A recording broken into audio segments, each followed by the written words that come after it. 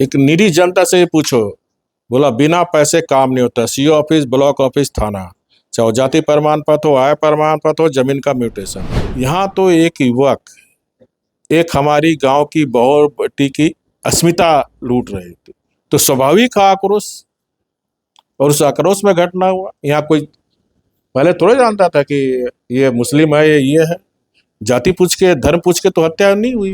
फिर मंत्री जी ने बयान दे दिया, मॉब लिंचिंग हुआ, 4 लाख रुपया देंगे मुआवजा, 1 लाख राहुल गांधी देंगे। क्या हमारी आदिवासी बहन की कीमत 1 लाख रुपया बलात्कार की? आईएएस विनय चौबे की गिरफ्तारी पर भी कहना है कि पहली बार जो है एसीबी ने राज्य में इतनी बड़ी कार्रवाई की, उस पर भी भाजपा सवाल उठा रही है। झारखंड की जनता सब देख रही है कितना इनका एसीबी, इतना दिन पहले से एसीबी में था मामला। 5 दिन पहले क्यों पी दर्ज हुआ? 4 दिन में इतना तेजी से आप इंक्वायरी कर लिए, तो 10 दिन 5 दिन के लिए पूछ के फिर झारखंड आएंगे, होटवार जेल में सुख सुविधा में रहेंगे। लेकिन अगर केस एक टेकअप नहीं किया रहता और सीबीआई अगर ले गया रहता श्री विनय चौबे जी को, तो कहाँ रहना पड़ता? छत्तीसगढ़ जेल में। और फॉलो अप देख रहे हैं आप, मैं आपके साथ अभिषेक पीयूष। जैसा कि आप सभी को पता है, झारखंड में नई शराब नीति 2025 के तहत पूरे राज्य में कुल 1453 दुकानों को खोलने की अनुमति प्रदान कर दी गई है। इसके साथ ही अगर बात करें तो शराब पर टैक्स भी कम कर दिया गया है। और एक और जो बड़ी खबर है झारखंड में शराब घोटाले से जुड़ी, उसमें आईएएस विनय चौबे को गिरफ्तार किया गया है। इन सभी मसलों पर बात करने के लिए अभी हमारे साथ झारखंड के पूर्व मुख्यमंत्री रघुवर दास मौजूद हैं। हम उनसे सीधे जुड़ते हैं और समझते हैं कि कैसे देख रहे हैं सर आप इन सभी मुद्दों को। देखिए, जो नई शराब नीति 2025 में वर्तमान झारखंड सरकार ने बनाई है, और जो 2020 में हेमंत सरकार ने शराब नीति बनाई थी, जिसके कारण करोड़ रुपए का न सिर्फ राजस्व का नुकसान हुआ बल्कि करोड़ रुपए का घोटाला। और उसको ध्यान में रखकर झारखंड सरकार ने नई शराब नीति 2025 बनाई। इसमें एक बार फिर उन्होंने माना कि हमारी सरकार के समय बनाई गई नियमावली वर्तमान सरकार द्वारा बनाए गए नियमों से ज़्यादा राजहित और जनहित में था। ये कैबिनेट में स्वीकार किया गया। इसमें राज्य सरकार ने स्पष्ट रूप से स्वीकार किया कि 2018 में बनाई गई नीति ही सर्वश्रेष्ठ रही है, इसलिए कि वर्तमान नियमावली के निर्माण 2018 के नियमावली को ही मुख्य आधार बनाया गया है। इसका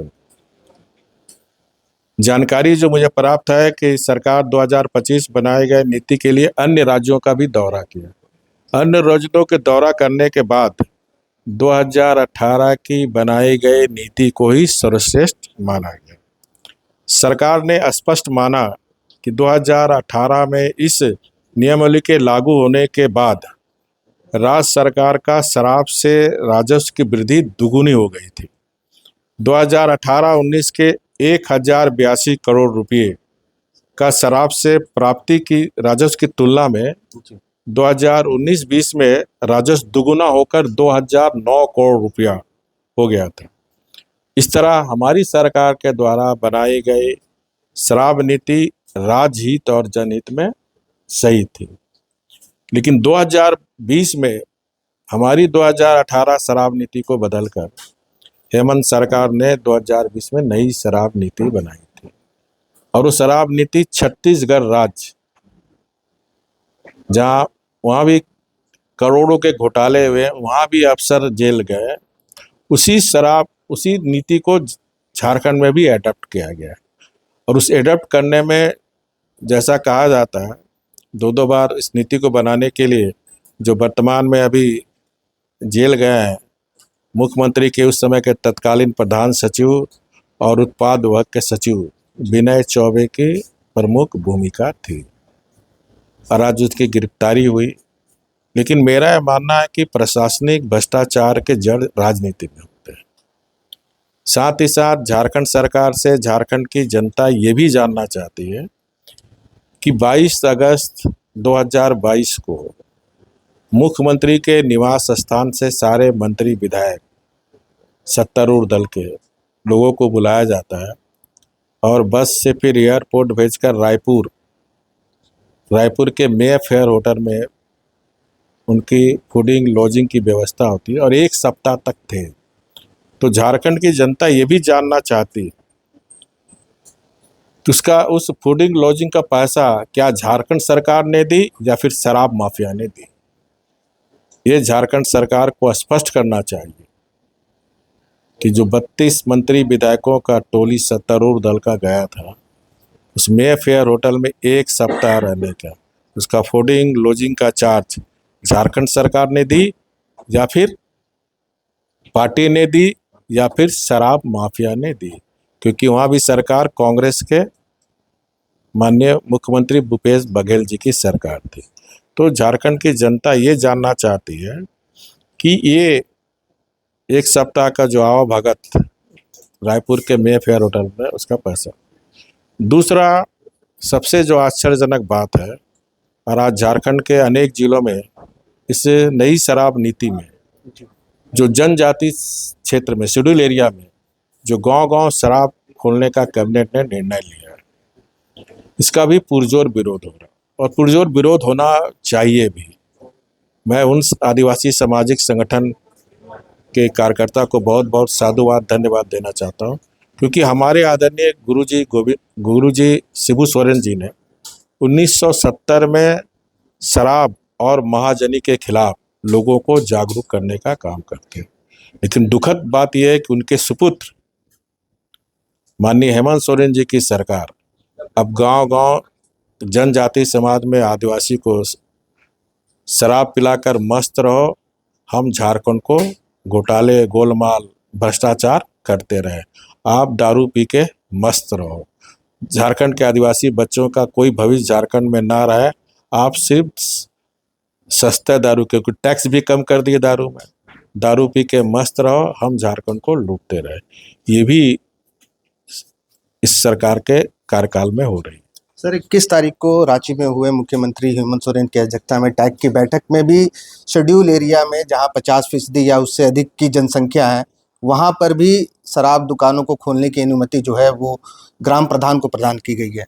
नहीं देखिए, या फिर प्रश्न चिन्ह उठता है कि कैबिनेट बड़ा कि टीएसी बड़ा। टीएसी एक एडवाइजरी कमेटी में कभी भी जनजाति समाज के जन कल्याण या फिर कोई भी काम हो तो टीएसी में पहली बैठक होती है, उसके बाद उसके सुझाव के अनुरूप फिर कैबिनेट में प्रस्ताव आते हैं। तो ये आप तो पहले कैबिनेट निर्णय ले लिए कि हम 5th शेड्यूल एरिया में दारू दुकान सस्ता करके सभी जगह दारू दुकान, हर गांव में दारू, इसे फिर लोग को भरमा रहे हैं। अब तो कैबिनेट में पहले नहीं है, तो ये भी झारखंड जानना चाहती है मुख्यमंत्री जी से कि कैबिनेट बड़ा कि टीएसी बड़ा। ये भी तो प्रश्न है ना, कैबिनेट बड़ा है ना, टीएसी डिसीजन बॉडी नहीं है, टीएसी एडवाइजरी कमेटी एडवाइस दे सकता है, डिसीजन बॉडी कैबिनेट है, तो कैबिनेट तो पहले ही निर्णय ले लिया इस पे। तो कैबिनेट भी निर्णय ले चुकी है, अब टीएससी भी अपनी सहमति प्रदान करी है। ऐसे में क्या देख पा रहे हैं कि अब क्या जो शेड्यूल एरिया है वहां पर भी शराब दुकानें खुलेंगी और उससे जो है आदिवासी समाज जो है ये किस ओर जाएगा? निश्चित रूप से कैबिनेट का निर्णय ही सर्वमान्य है। किस ग्राम सभा की बात करते हैं? आज तक तो आपने ग्राम सभा को अधिकार ही नहीं दिया। पेशा कानून 6 साल होने जा रही है सरकार, किस ग्राम सभा की बात करते हो आप? यहाँ के एक ऐसी विडंबना कि जिस राज्य का मुख्यमंत्री आदिवासी हो और 6 वर्ष से पेशा कानून ग्राम स्वशासन का अधिकार ना मिल रहा है। सर पेशा कानून को भी इस बार जो टैग की बैठक हुई है उसमें उस पर कहा गया कि पंचायती राज अधिनियम में पहले संशोधन की जरूरत है, उसके बाद पेशा हम लागू करेंगे। देखिए, माफ करना आप लोग जी, आप पत्रकार भाई लोग को भी हर चीज पर ध्यान रखना चाहिए। ऑलरेडी देखिए, इसमें फिर बहुत लोग पेशा कानून अलग मामला, बहुत बड़ा मामला है, छोड़ दो इस पे। सर पिछले दिनों आप भी जो है बोकारो के गए, वहां पे ललपनिया गए और वहां पर जो नवाडी में जो महिला थी, जो पीड़ित महिला थे, उससे भी मिले, वहां पर क्या कुछ देखा? वहां पे आपने मीडिया से बातचीत करते हुए एक बयान भी दिया कि झारखंड में सीओ से लेकर के सीएमओ तक भ्रष्टाचार देखा प्रूफ जा हो रहा गया ना, मैं शुरू से बोल रहा हूँ। सीओ से सीएमओ प्रूफ हो गया ना। विनय चौबे प्रधान सचिव मुख्यमंत्री का छाया मुख्यमंत्री आज होटवार जेल में है। आप किसी जनता से पूछो, एक निरी जनता से पूछो, बोला बिना पैसे काम नहीं होता। सीओ ऑफिस, ब्लॉक ऑफिस, थाना, चाहे वो जाति प्रमाण पत्र हो, आय प्रमाण पत्र हो, जमीन का म्यूटेशन हो। अब एक हमारा गरीब आदिवासी बहन, संथाली बहन जी। तालाब में नहा रहा था सुबह सुबह 10 बजे। उसके पास एक लड़का आता है, उसको उसी कीचड़ में पटकता है और उसका मुंह दबा के बलात्कार करने की कोशिश करती है। वो लेडी से इंटर पास थी, उसने दांत काटा तो भागा, फिर गांव वाले इकट्ठा होकर उस 4-5 घंटे के बाद उसकी मृत्यु हो गई। गलत है, लेकिन सबसे बड़ा गलत झारखंड सरकार ने किया कि सरकार का एक मंत्री आकर सिर्फ मुस्लिम क्षेत्र जाता है, लेकिन वो आदिवासी क्षेत्र में आना मुनासिब नहीं समझा और बात करता है बड़ा बड़े आदिवासियों के हित की बात। वही दूसरी ओर और वहां जाकर घोषणा करता है कि मॉब लिंचिंग का मामला है। मॉब लिंचिंग का मामला ही नहीं है। सरकार को ये पता होनी चाहिए कि मोदी जी ने 2024 में नए कानून बनाया। पहले मॉब लिंचिंग का कानून परिभाषित नहीं था। इस तरह की घटना में 302 दफा लगाया जाता था। अब 1032 के तहत मॉब लिंचिंग में अब परिभाषित किया गया है। नस्ल हत्या, जाति पूछ के अगर हत्या किए, भाषा पूछ के हत्या किए तो ये 5 से ज़्यादा व्यक्ति वो मॉब लिंचिंग पे आएंगे। यहाँ तो एक युवक, एक हमारी गांव की बहू बेटी की अस्मिता लूट रहे थे, तो स्वाभाविक आक्रोश, और उस आक्रोश में घटना हुआ। यहाँ कोई पहले थोड़े जानता था कि ये मुस्लिम है, ये है। जाति पूछ के, धर्म पूछ के तो हत्या नहीं हुई। तो मॉब लिंचिंग का मामला बनता ही नहीं। मॉब लिंचिंग पे उप मंत्री जी ने बयान दे दिया, मॉब लिंचिंग के बाद 4 लाख रुपया देंगे मुआवजा, 1 लाख राहुल गांधी देंगे। क्या हमारी आदिवासी बहन की कीमत 1 लाख रुपया बलात्कार का?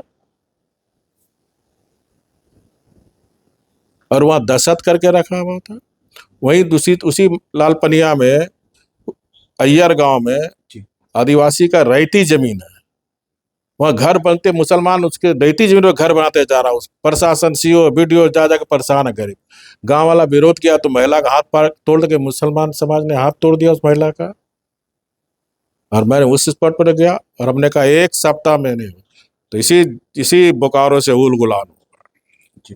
तो मुझे खुशी है कि प्रशासन ने त्वरित निर्णय लेते हुए उसका जमीन का मापी कराम करने का काम कर रहा और अवलंब उस अतिक्रमित जो आदिवासी रैयती समाज है उसको हटाने का काम करेगा। साथ ही साथ 357 है सीपीसी की धारा के तहत पीड़ित को भी मुआवजा देने का प्रावधान है। हमने डीसी से कहा 2012 का संकल्प निकाल कर उस पीड़ित महिला, आदिवासी महिला को भी 4 लाख आप मुआवजा दो। ये प्रावधान है कानून में, तो उसको मिलना चाहिए। सर 2 सवाल अंतिम ले लेते हैं जो शराब नीति और शराब घोटाले से जुड़ा हुआ है।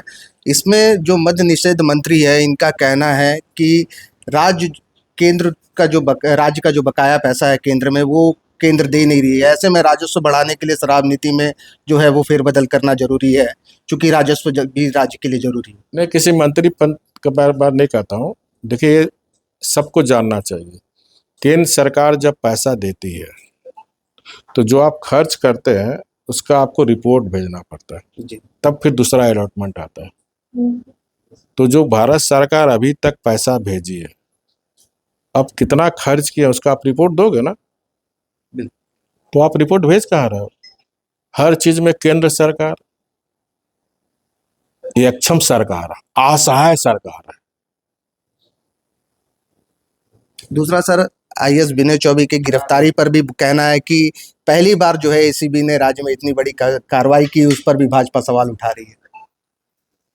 देखिए, एसीबी में तो बहुत दिन से है।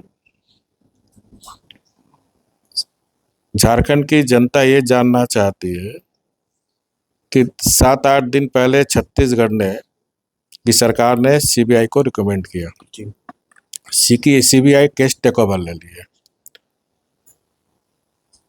एसीबी झारखंड में हमारा एक्टिव हो जाता है, पीआई दर्ज होता है, 4 दिन में पूछताछ करने के बहाना फिर गिरफ्तार भी हो जाता है। तो झारखंड की जनता सब देख रही है कितना इनका एसीबी, इतना दिन पहले से एसीबी में था मामला, 5 दिन पहले क्यों पी दर्ज हुआ, 4 दिन में इतना तेजी से आप इंक्वायरी कर लिए। ये सिर्फ क्योंकि मामला सीबीआई में चला गया था, और सीबीआई जो भी अभियुक्त होंगे, जो भी दोषी होंगे किसी राज्य का, सीबीआई ईडी को अधिकार है। तो ये लोग तालमेल करके कि जो भी अभियुक्त झारखंड में पकड़े जाए तो झारखंड के जेल में ही रहेंगे। अब सीबीआई चाहे ईडी रिमांड लेंगे तो 10 दिन 5 दिन के लिए पूछ के फिर झारखंड आएंगे, होटवार जेल में सुख सुविधा में रहेंगे। लेकिन अगर केस एक टेकअप नहीं किया रहता और सीबीआई अगर ले गया रहता श्री विनय चौबे जी को, तो कहाँ रहना पड़ता? छत्तीसगढ़ जेल में। तो जो सुख सुविधा पेइंग गेस्ट यहाँ फोर्स के कस्टडी में सुरक्षा में है, वो छत्तीसगढ़ में नहीं मिलता। सर, अगर भाजपा सीबीआई जांच की मांग कर रही है और सीबीआई जांच अगर होती है तो क्या कुछ निकल के सामने नहीं, देखिए फिर मैं एकदम सीबीआई की मांग, क्योंकि 2 राज्य का मामला है। मैंने फिर कहा ना, छत्तीसगढ़ और 2020 में आपने शराब नीति बदली, छत्तीसगढ़ के शराब माफियों के नीति को ही आपने झारखंड में लागू किया। 2022 में हॉर्स ट्रेडिंग के डर से आपने 32 विधायक को रायपुर भेजा, मे फेयर होटल में ठहराया। तो झारखंड, ये तो अब 2 राज्य का विषय हो गया ना। तो झारखंड की जनता जानना चाहती है कि उस मे फेयर का 1 सप्ताह का खर्चा झारखंड सरकार दिया कि छत्तीसगढ़ सरकार दिया कि शराब माफिया दिया? ये झारखंड को बताओ। अब तो मामला इसकी भी जांच होनी चाहिए, सीबीआई को इसकी भी जांच करनी चाहिए कि जो 32 विधायक सत्तारूढ़ दल के मंत्री विधायक गए थे रायपुर के मे फेयर में, जो मौज मस्ती किए थे, खर्चा किसका? वो पैसा शराब माफिया ने दिया कि बघेल सरकार ने दिया कि हेमंत सरकार ने दिया? सब पर्दाफाश होगा, क्योंकि प्रशासनिक जो भ्रष्टाचार होता है ना, उसका जड़ राजनीति में होता है। गोल, जहां 27 वर्षों के सफर में 17,000 से भी अधिक छात्रों ने डॉक्टर एवं इंजीनियर बनकर भरे सफलता की ऊंची उड़ान, जहां साधारण छात्र भी झारखंड टॉपर्स बनकर बना रहे इतिहास। दूरदर्शी शिक्षाविद श्री विपिन सिंह के मार्गदर्शन में मेडिकल एवं इंजीनियरिंग के लाखों छात्रों के लिए आशा की किरण के रूप में गोल, नेशंस लीडिंग इंस्टीट्यूट। बायोम सिर्फ मेडिकल प्रिपरेशन का संस्थान। बायोम से लगातार दूसरी बार नीट यूजी में 700 मार्क्स पार। 10th पास स्टूडेंट्स के लिए फाउंडेशन कोर्स, 11th पास स्टूडेंट्स के लिए फ्रेशर कोर्स और 12th पास स्टूडेंट्स के लिए टारगेट कोर्स 17 अप्रैल से शुरू हो रहे हैं। कॉल 7360066190 और visit Biome, circular road near women's college and Hinoo, Ranchi. thefollowup.in. Like, share and subscribe. www.thefollowup.in